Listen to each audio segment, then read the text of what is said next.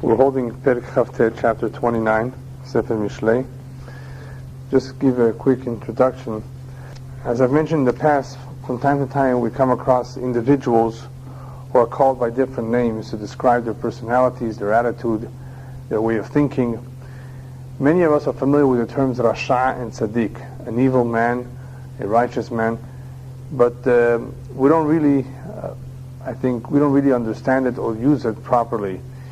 We think of it as perhaps as an individual who's a Rasha is the worst man in the world. He's done all the sins in the world. A Tzaddik is a person who only does Ma'asim Tovim. And as you will see, that's not necessarily so. Because what we're going to be dealing with is certain attitudes that if one falls under that category, if one behaves in a certain way, he is called a Tzaddik just for that alone. Or he is called a Rasha for doing a particular deed. In other words, certain deeds or certain attitudes either belong to a Rasha or belong to a Tzaddik. That's important to remember because Shlomo Melech is speaking to the various individuals, and if anyone recognizes that particular type of attitude in himself, then he should know that that is associated with the Tzaddik or with the Rasha. Pasuk Aleph. Ish tochachot makshe oref peta yishaver ve'en marpeh. A man who requires reproof but stiffens his nape, he translates here, will suddenly be broken without cure. A man who requires reproof. Who's the man that requires reproof? One who is not doing things the right way. And as a result of that, HaKadosh Baruch Hu sends him all sorts of signals that we call Yisurim, pain, disease. And the right thing to do is for one to examine himself and to correct whatever it is that he can correct. After all, what are the Yisurim for? Yisurim are only intended for two things: to atone, to remove the stains that are in the neshama, plus they act as signals to wake us up. But one who has a stiff nape, as he calls it here, one who's stubborn, and he's getting all this tochacha, and instead of thinking about what he can do, he's bo'et b'yisurim, a term that the rabbis use. Bo'et b'yisurim means literally to kick, to rebel against the yisurim. He has no cure. As he says over here, peta yishaver ve'en marpeh.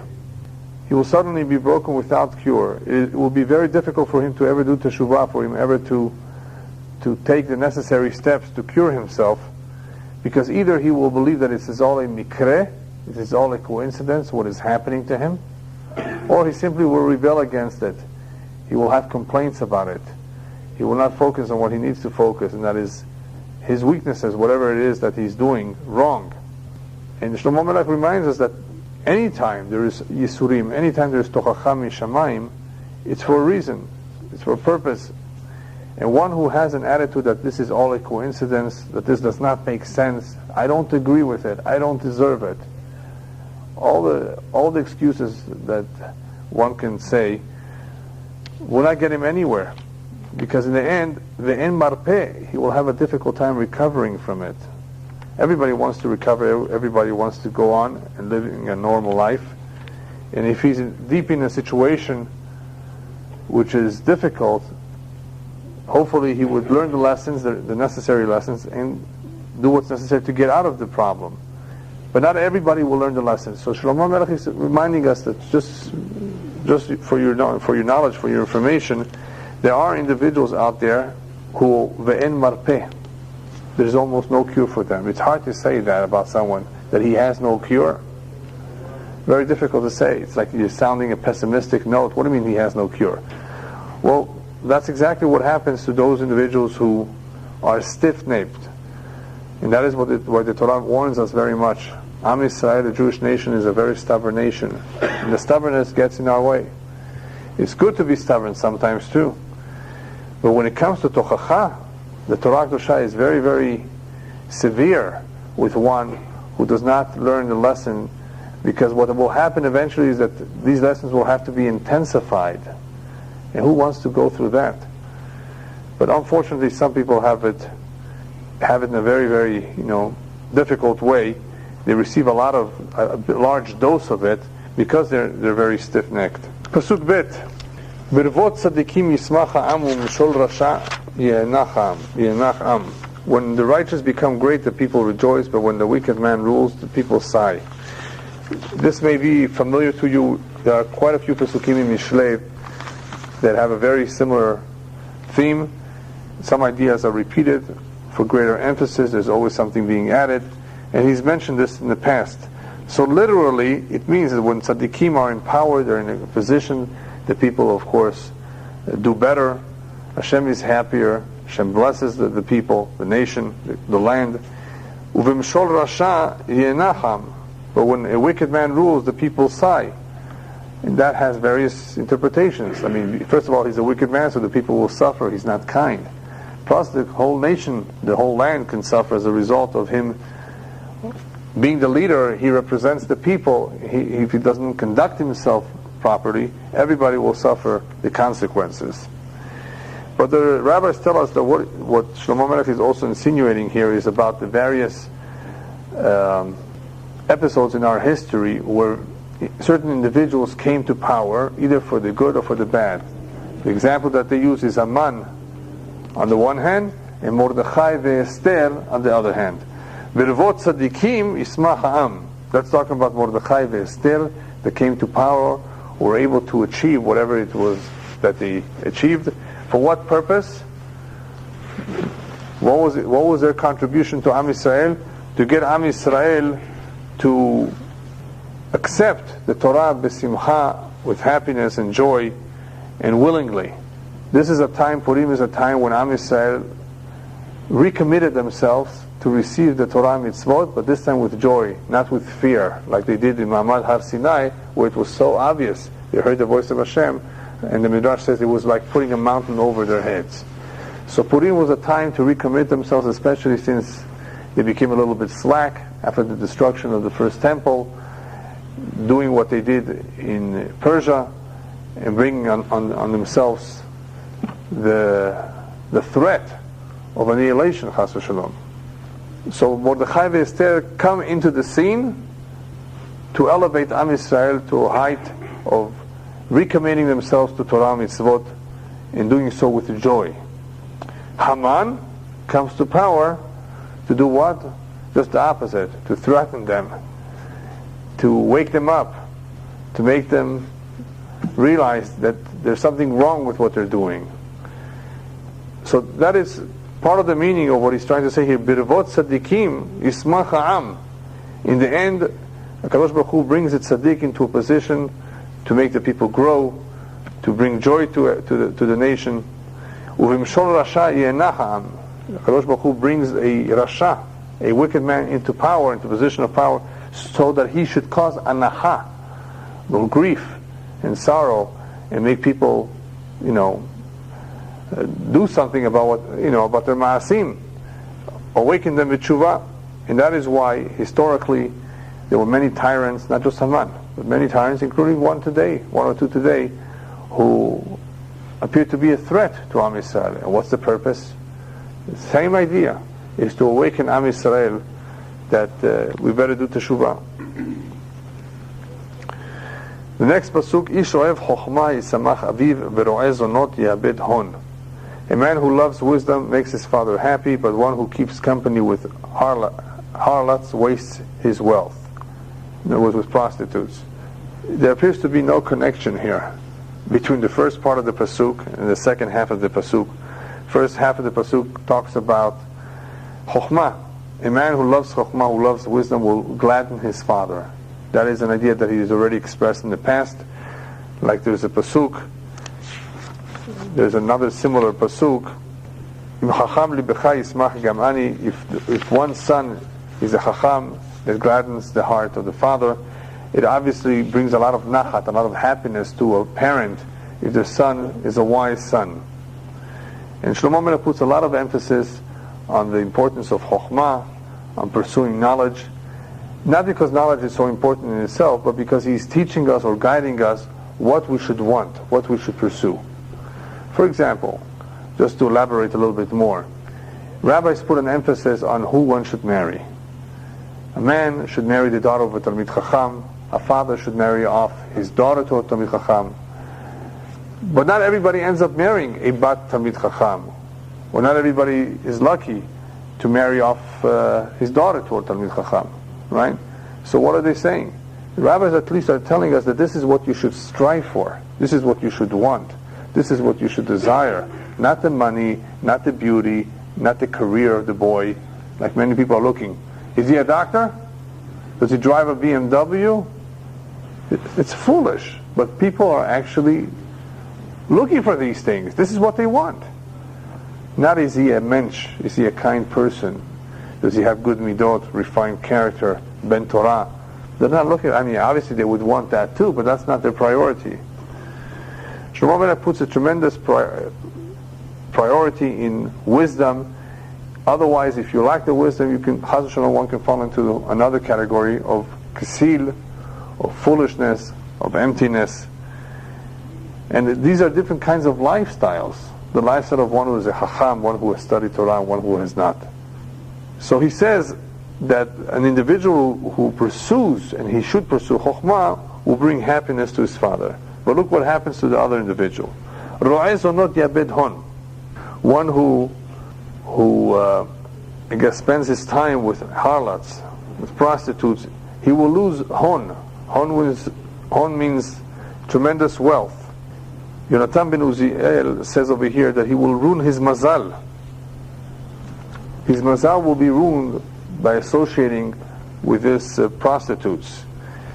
Simple meaning, some say, is, well, they will take away his money. If that's the habit that he has, that's the bad habit that he has, this is his weakness, it's going to be very expensive, just like smoking. You know, when you smoke a lot, you're burning your money. Imagine if you smoke 5 packs a day. I don't know of anybody that smokes 5 packs, but I'm sure there are. That's very expensive, yes. Is it a huge affair to do that? Of course. Yeah, of course it's a huge affair. Yeah. But what he's saying over here is not only the avera involved here, he's talking about destroying his mazal. He will lose his hon. That will be a tremendous loss for him, what he's doing, this habit that he has. Plus the literal meaning of losing his wealth. And the commentaries also say, Yabed hon, he will lose his Torah. He will lose all the Torah that he could have learned, or that he did learn, by associating himself with zonot. The connection between the two is obviously one who pursues chokhmah will not pursue an empty life, a life that is full of ta'avot, of desires, of an emphasis on the bodily needs. He's more interested in chokhmah. One who is empty of chokhmah, that is fertile ground for the yetzer to take over, and for him to begin pursuing all these forbidden things. Melech b'mishpat ya'amid aretz ve'ish terumot yihersena. A king establishes the country with justice, but a haughty man tears it down. What is he talking about over here? What does it mean he establishes it with justice? Various interpretations. Some say that in order for a melech, for a king to succeed, he has to be matun. He has to be deliberate, not rush to judgment, kind, righteous. He really has to have an interest in the people. And included in that is not to raise taxes in an excessive way. That's what the commentaries say.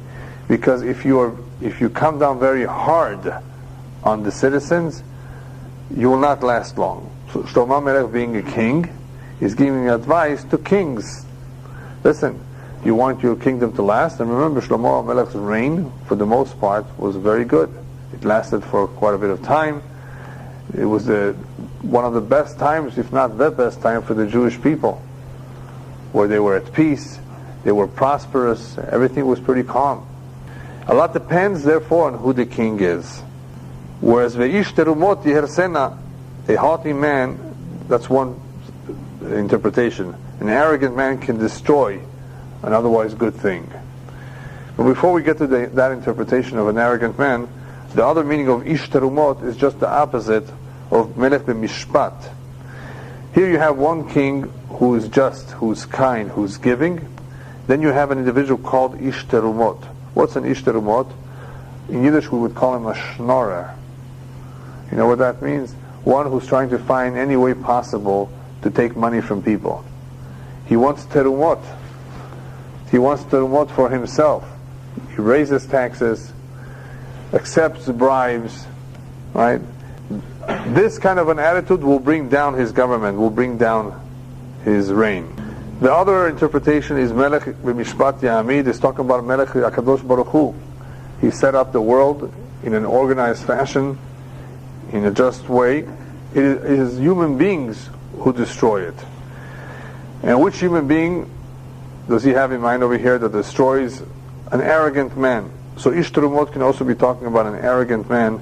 As a result of arrogance, what happens? He's interested in himself. He's looking out for himself and not for his constituents, not for the citizens. And we've spoken about it many, many times. The politicians, as soon as they come to power, that's what they worry about. Is what do I need to do to get re-elected? Not what I need to do for the better of the people, to better their lives. So here you have a situation where everything could be good and just and right, and comes along an individual and can destroy all this good work by being an ish terumot, by being interested more in himself. This is a message, of course, for all generations, for all governments, that it's very easy to destroy a government, to have a government fall down. It is very easy. All it takes is a couple of individuals, or maybe even one, who's not really interested in what's good for the people, but what's good for himself. And this kind of corruption can bring down any government. After all, look at Spain and Portugal, look at all the empires in the past. Isn't it interesting that they have all collapsed and they're all poor today? I mean, what happened? What went wrong? If you look deep into their situation, is that they did not put an emphasis on education of their kids, of giving over the correct values to the future generation. There was corruption, and that's how governments fall apart. Assassinations, the king doesn't last long, and therefore they are weak, and somebody else takes them over and conquers them. They don't last long. There's no barakah in their actions. So therefore, what you have over here is a melech b'mishpat, or one who's not b'mishpat, but accepts bribery and tolerates corruption. One will last and one will not. Next pasuk. Gever mahlik al re'eu reshet pores al pe'amav. A man who flatters his friend spreads out a net for his feet. Also several interpretations. Either we're talking about somebody who flatters instead of criticizing. There are times that one needs to criticize, to point out the faults and what is wrong with what someone is doing. If you accept it, if you don't say anything, then you are ruining him.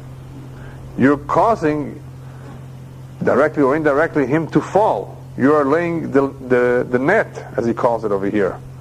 You are spreading the net for his feet by flattering him instead of telling him, hey, this is wrong.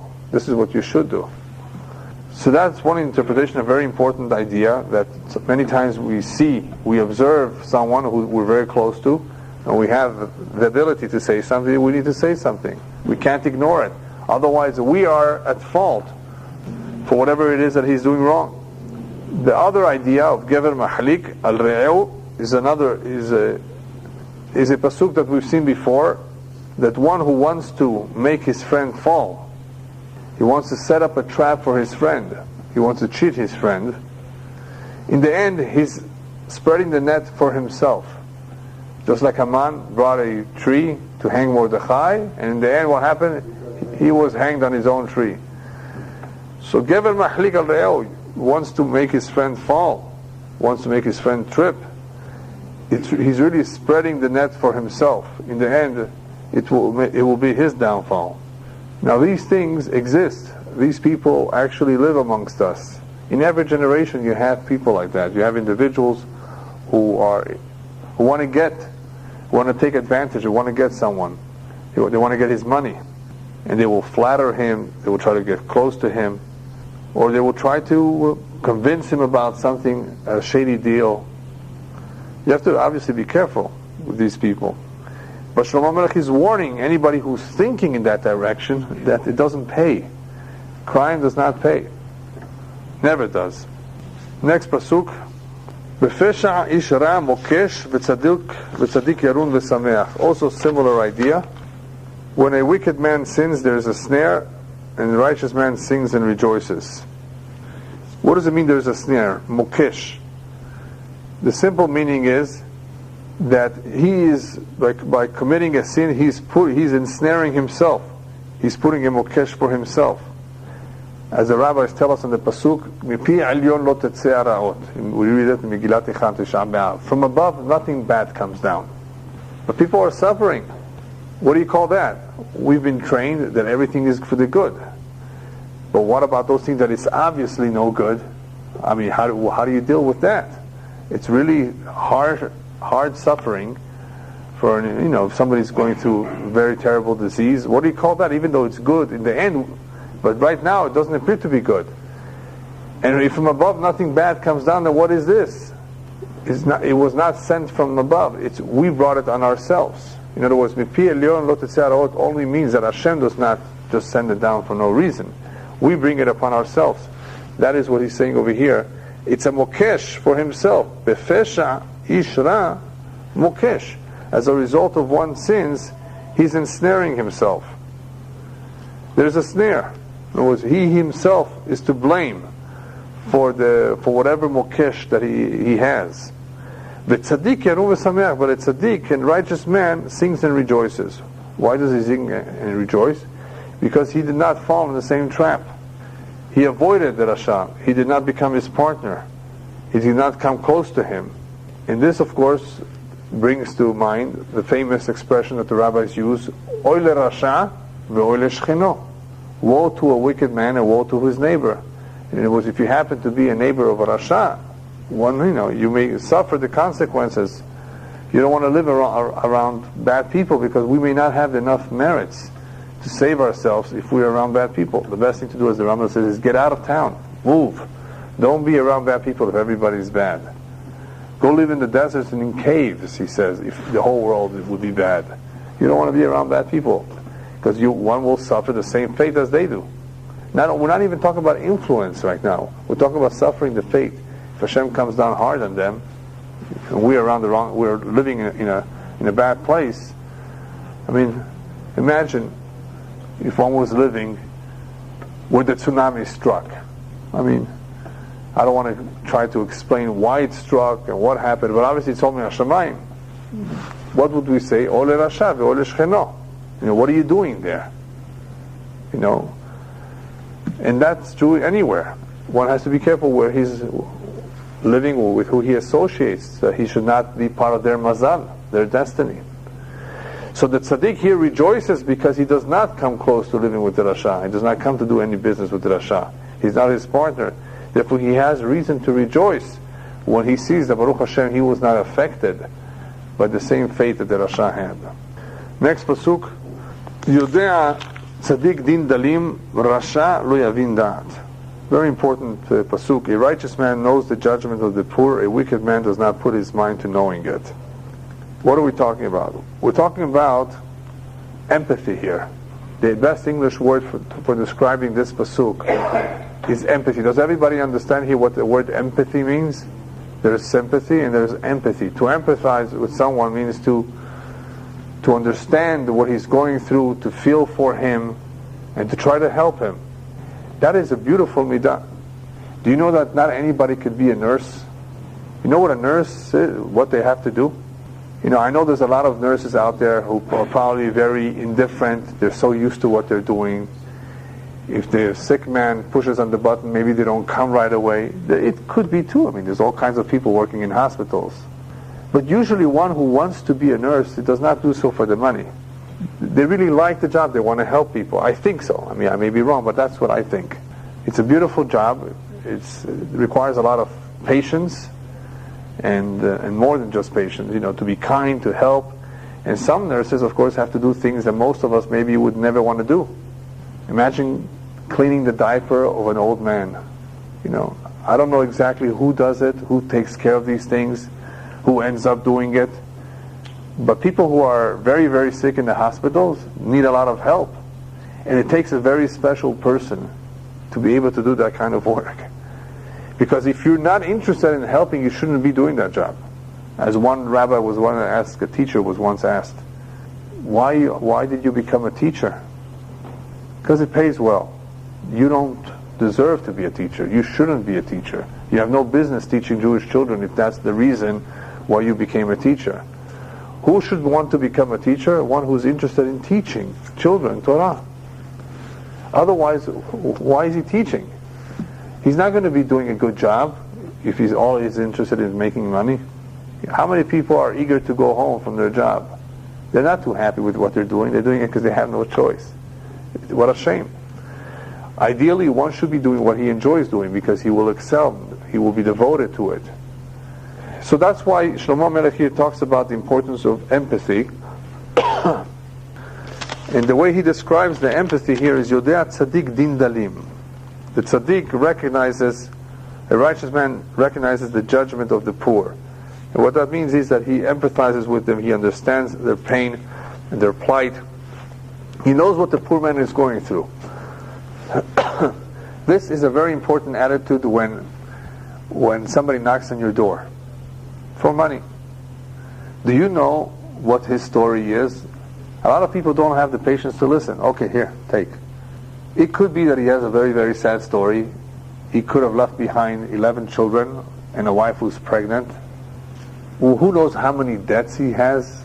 Maybe the bank wants to take away his home because he hasn't paid his debts, or maybe the electric company wants to shut off the electricity because he hasn't paid the utility bill.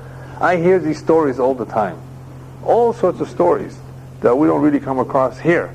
But these people have many, many problems. And there are people who have told me that if I don't pay this debt back, they're going to send somebody to beat me up. As soon as they, whenever I walk in, not myself, whenever these people walk in the street, they have to look out. Maybe somebody, one of his debtors who's not patient, is going to come after him. They have a lot of fears, a lot of worries and problems to deal with. And that is the meaning of this pasuk. Yodea tzaddik din dalim. A person who is a tzaddik. What did we say before? We shouldn't misunderstand tzaddik. Tzaddik does not mean that he does only mitzvot, no averot, spotless. Of course, that he's a tzaddik too. Tzaddik, the Rambam says, is one who does more mitzvot than he does averot. The tzaddik that Shlomo Melech is talking about is the man who has the positive, the right attitude in dealing with certain situations. He's a tzaddik when he handles that correctly. He empathizes with the dal. He understands what he's going through, and he helps him. Rasha, who is a Rasha? Who has the attitude of a Rasha? Lo yavin dat. He doesn't pay attention. He couldn't care less. He ignores. Anybody who ignores, does not want to listen, does not want to attempt to help the individual, that is the attitude of a Rasha, not of a tzaddik. Pasuk Het. Anshe latzon yafihu kirya v'chachamim yashivu af. Scornful men inflame a city, but the wise turn away wrath. Actually, maybe perhaps before we go to that pasuk, just a few more ideas about Yodea Tzaddik Din Dalim. The rabbis tell us in the Midrash, I think, that it's also talking about a Kadosh Baruch Hu who has pity on a dog. Because Hashem has pity on a dog, He made the dog in a way that any food that he ingests remains in his stomach for 3 days. Why? Because he can't find food so easily. It's not like mice or cats even, who will just go and eat and get into anywhere they can and find some food. A dog has a harder time finding food. As a result of that, Hashem, of course, is a Rahman and merciful, and He creates him in such a way that the food will remain in his system for 3 days. So, if a nekelef Hashem has... Another, perhaps, idea that one can add over here is that sometimes we see a poor man acting in a way that is not right.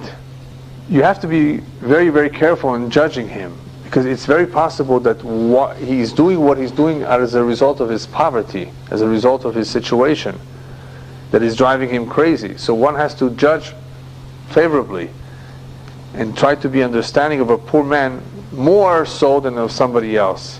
If he's doing something strange, it could be that he's doing it because of his aniyut. Another interpretation of the words Rasha lo yavin dat is that Rasha is always complaining. He is never happy with his situation. As the pasuk says, Beten Rashaim techsar, the stomachs of the wicked are always empty, they're always lacking, they always want more, they're never happy. The next pasuk, Anshe latzon yafichu kirya v'chachamim yashivu af. Scornful men inflame a city, but the wise men turn away wrath. We're talking about scornful men. There are individuals out there that all they do is yafichu kirya. What's yafichu kirya? They inflame a city. At all times, what they do is cause fighting. They bring about mahloket, arguments, division. Here he calls it yafichu kirya. They inflame a city. They get everybody upset. And in Hebrew, this is called leharher riv, to cause or bring about fighting. The scornful people, people who are not serious about life, irresponsible people, that's what they do. That's what they're interested in. That's their attitude. V'chachamim yashivu af. What is the attitude of a chacham, of a wise man? Is to make peace, not to make a fight, not to make an argument.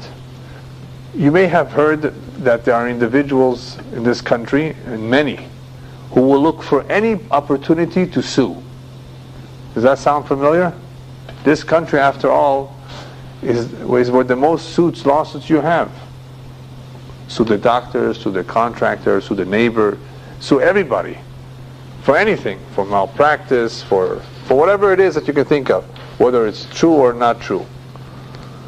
They try to sue. That's a form of argument, that's a form of bickering, that's a form of being scornful perhaps of the system, of people, being not respectful of people's privacy, their rights. You know how much pain this causes? Even if in the end you win, the attorney fees, the aggravation, one has to be very, very careful with this.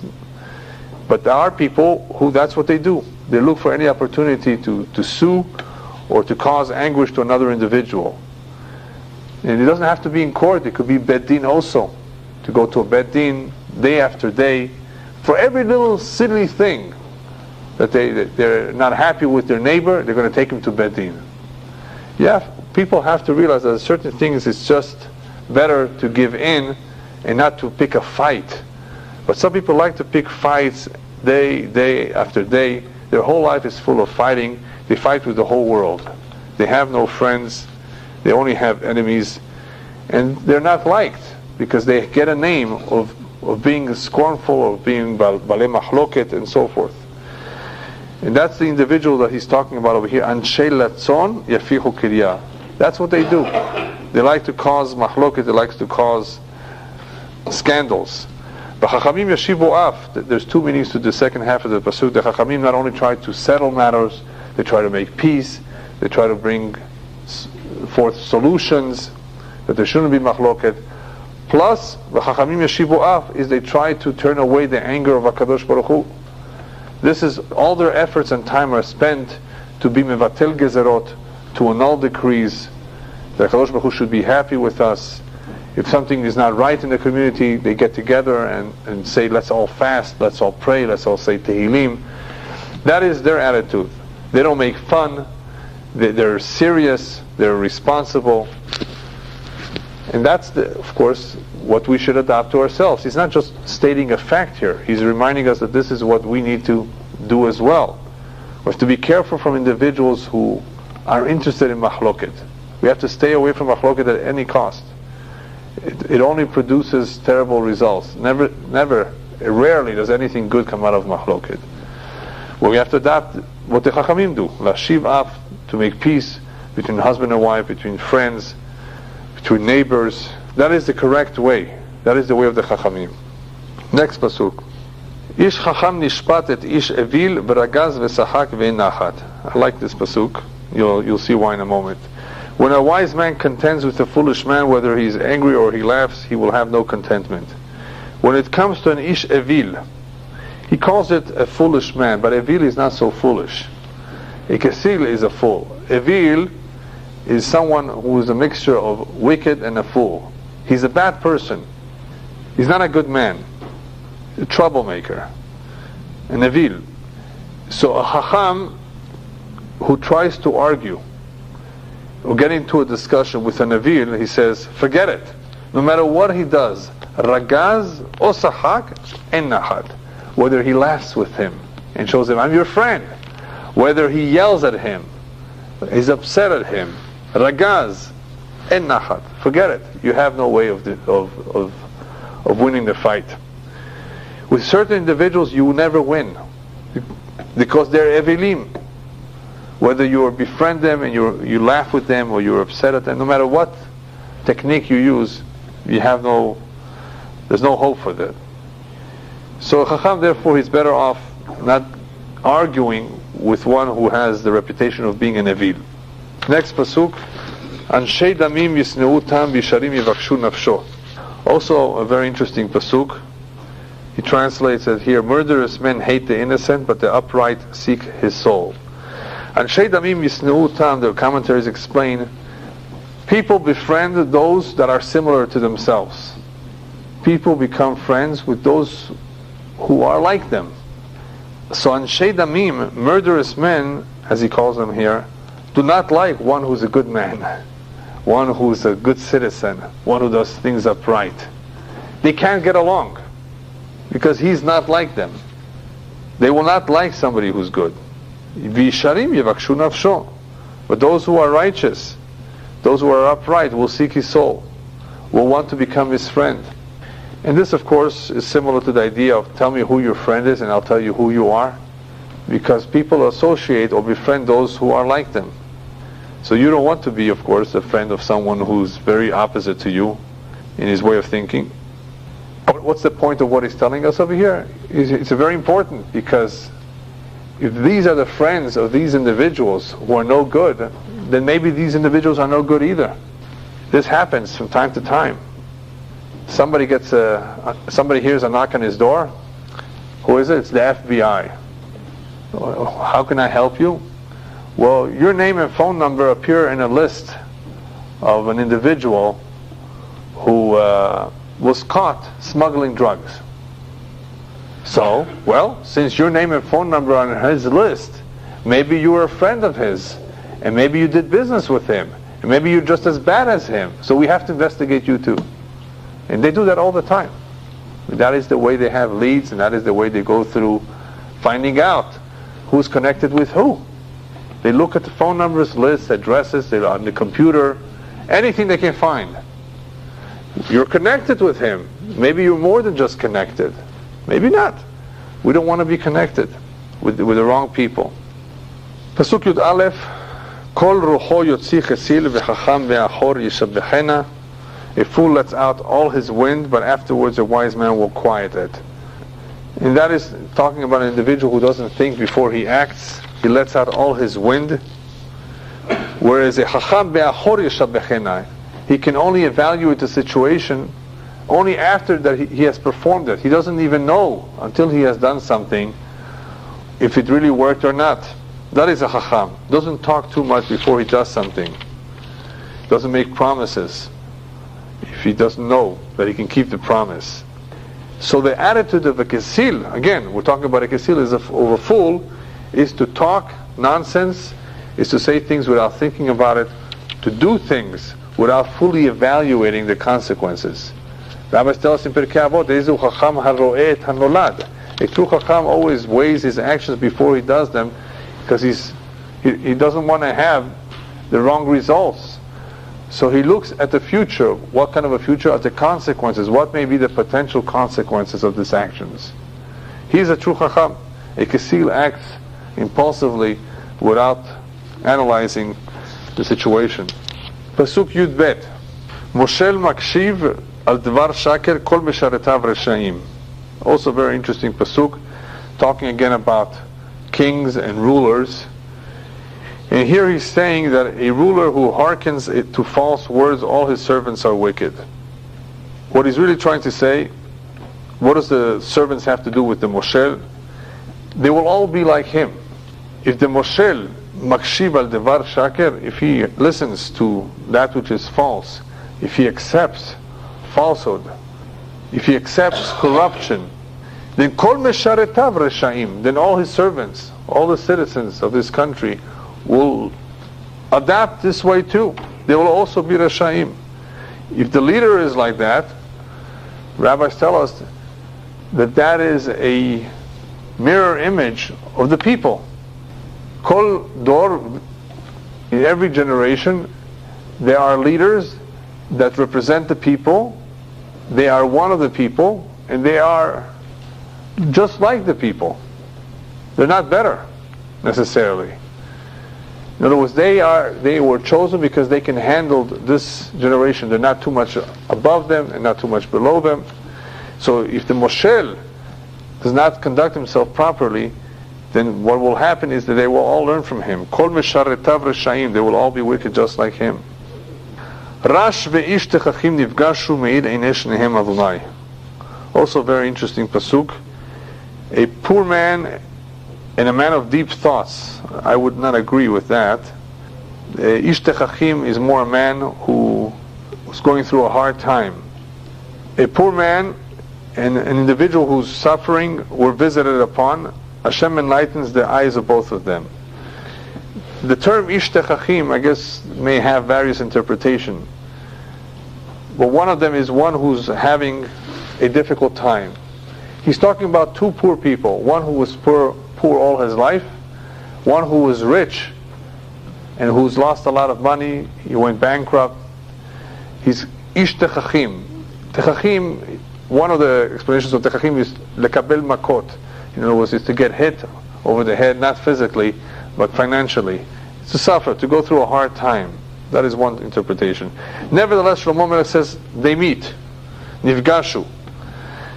What does it mean, nifgashu? So he says, Me'ir einei shnehem Hashem. HaKadosh Baruch Hu can enlighten their ways. HaKadosh Baruch Hu can show them the way out of their misery. One should never become desperate, in other words, never lose hope because of his situation. HaKadosh Baruch Hu brings them together, meaning that he brought about the situation to begin with. And he can bring them out of that situation. Me'ir einei Hashem, Hashem will enlighten their eyes and show them the way on how to succeed. The Jew should therefore never give up hope. Another interpretation here is Rash ve'ish techachim nifgashu, when two people meet, each one suffering from something else. Hashem sometimes put them together for what purpose? To show the poor man, you know, you have a lot of troubles, and you're miserable, and you're complaining. I'm going to show you somebody who's worse off than you. And you're going to say, let me hold on to my package, to what I have. I don't want that individual's package. As they say in this country, the grass is greener on the other side. But when you go into the house, you see the trouble that's going on in the house. Even though it's greener, the grass is greener in the whole, they have money, they have cars. The problems that they're going through, you would never wish it on yourself. As the famous story goes, if we all had the choice of choosing for ourselves a package, a peko, as they say in Yiddish, of yisurim, of pain of some sort, everybody would eventually choose the one that he has now and not one somebody else's. He's used to it. Not only because he's used to, he sees that the situation could be harder somewhere, if you were to exchange it with someone else's. Hashem gives us only something that we can handle. So Hashem brings these two together and reminds them that what you have is what's good for you. Okay, next pasuk. I think that will be the last pasuk for today. Melech shofet be'emet dalim kis'o la'ad yikon. Again, he's talking about kings. A king who judges the poor justly, his throne will be established forever. And that is exactly what the Torah says in Parshat Shofetim, talking about kings, that he should not be more arrogant than his brothers. Levilti rum levavo me'achav ulevilti sub min hamitzvah yamin u'shmol, not to deviate from the mitzvot, right or left. For what reason?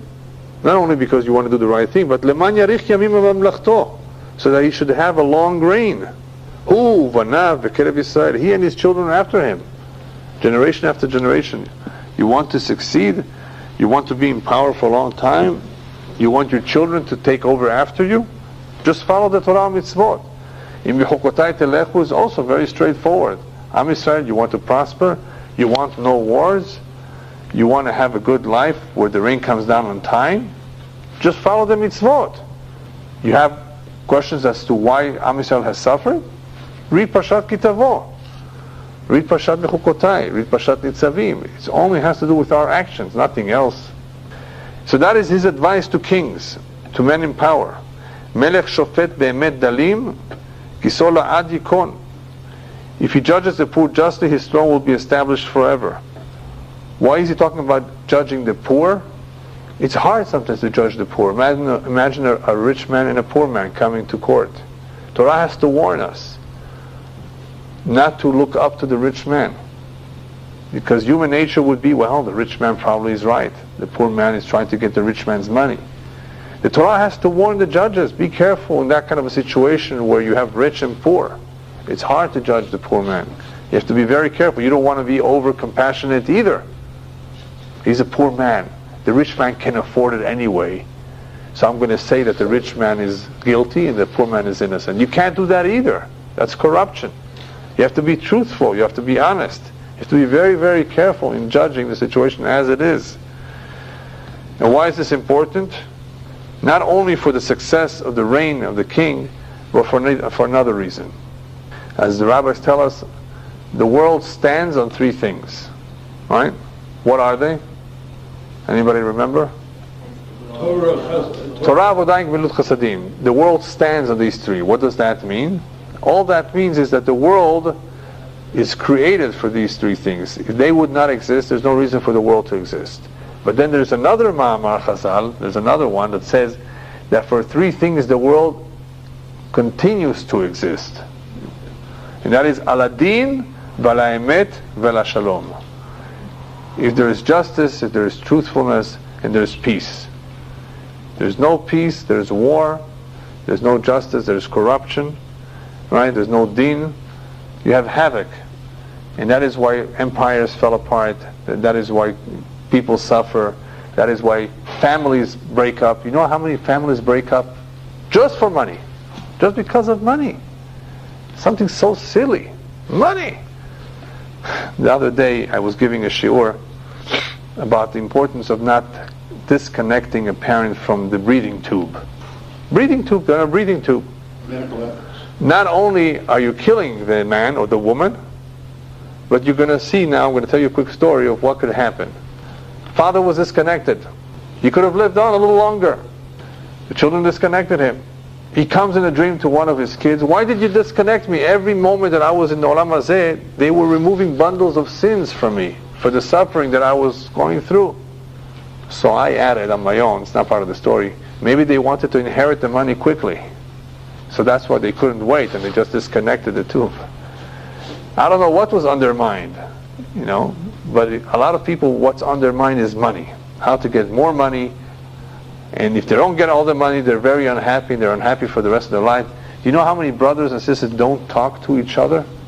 Ever since one of the parents or the two passed away, because one got a little bit more than the other, only because of money. And this is money that we don't even take with us. We leave it behind. Why be so upset about something so silly? Especially when you have some money to survive anyway. You have a little bit of this and a little bit of that. You want more, and because of that to make a fight. Everything is min hashamayim, how much one is going to get anyway. So why fight? The fighting will not accomplish anything. On the contrary, it just destroys. It destroys beautiful homes, destroys relationships of people. The world cannot stand, it cannot continue to exist if there's no din, if there's no emet, and there's no shalom. People who are in the business of diamonds, you know how they do business? Handshake. There's some trust. And some people take advantage of that too. They are the corrupt people. We don't need to be like them.